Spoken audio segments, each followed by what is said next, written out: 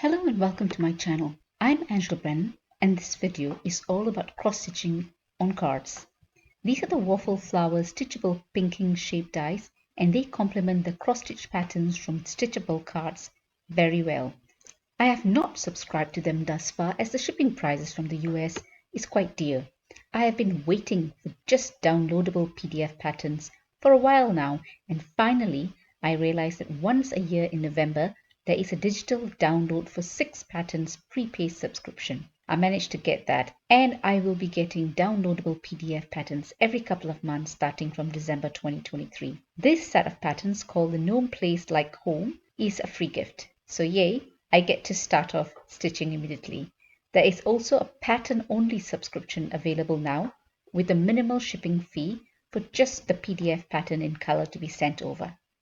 This PDF sheet of patterns has a design for each of these shapes, and I will be stitching each one of these patterns, but certainly not showing it on this video as it will take forever. However, I do show you how I prep to start with the stitching and how I stitch without using any tape or knots. Now for the preparation of the thread colors. The thread colors are shown in Stitchable card thread colors as well as DMC thread colors. I have DMC threads, so I follow the colors in the chart and put them in a ring. All 4 patterns use similar colors, so it's handy to have them in a ring as you're going to be moving around or stitching in the living room or anywhere you do your stitching. Just let's do some die cutting. I have die cut these 3 shapes and I will show how I die cut the rectangle shape. I die cut generally using my Gemini Junior to do the die cutting, and I put the die at an angle. The die is quite detailed and thus I do put it through the die cutting machine at least a couple times with a shim. The shim is made up of thin copier paper, not too thick a shim so it does not damage your die cutting machine. I tend to write the stitch count on the top of the die so I know the patterns that can fit. But for these Stitchable cards patterns, you don't need to do any counting on where the pattern needs to start because the pattern covers the entire shape of the die. Once die cut, you do not have to poke out the tiny die cut holes for stitching, as you can start stitching. But I do like to poke the little die cuts hole with my die release tool before I start stitching. It's just a personal preference. Now let's start stitching. I'm going to show you how I stitch the pattern on the heart-shaped die. It's the smallest of the die cuts. I've already started the pattern for the rectangle-shaped die, and I will show when completed how I attach it to a card as a tree decoration so the stitched panel can be removed from the card and kept by the recipient for many years to come. Well, the needle size recommended is the size 22 or 20. I start tapestry needle size 26, but I do move on to using size 24 for the rest of the stitching on the rest of the shape die cards. On the sheet, it is recommended that you can use 4 to 6 strands of thread. I choose to use 4 strands of thread. The thread in each of the skein that has 6 strands, and when removing the thread, remove 1 strand at a time to ensure that the thread does not knot. I start with a blue thread DMC 3325. I have the thread here from a previous project. It has 3 strands, so I'm not using that. So I cut a reasonable length and proceed to remove 2 strands of thread, one at a time, and thread the needle with a needle threader of the 4 strands of thread. If you're a beginner, cut the thread shorter so it doesn't get knotted as you are stitching. I start with a longer thread as I'm more experienced, so I don't have to keep changing my thread too often. And when you separate the strands, remember to separate 1 strand at a time. Trying to do 2 strands at a time will get your thread knotted and you will waste your thread.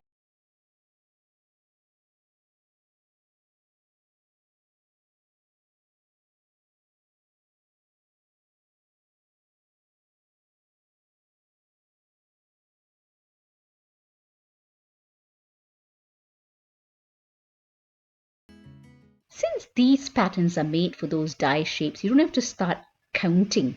If you're using these alternate cross-stitch dies, you need to start counting when an image is stitched onto the die cuts. But with this heart shape, you just start with the edge of it. So you just start with those 7 stitches on the side. So you can just start with half stitches because they're all the same color on the edge of that die shape. You just start with half stitches all the way. And I don't knot it, I don't use a tape. I just put the thread at the back and I start doing my half stitches and trap the stitches with the thread at the back. So this way, if the thread is trapped with the half stitches, it's not going to go anywhere. So you don't have to worry about that stitches coming out. And once I'm finished with those stitches in one line, then I will go back and stitch another half stitch, making them a full cross stitch. Relatively easy to follow if the stitches are from the same thread, same color in a row.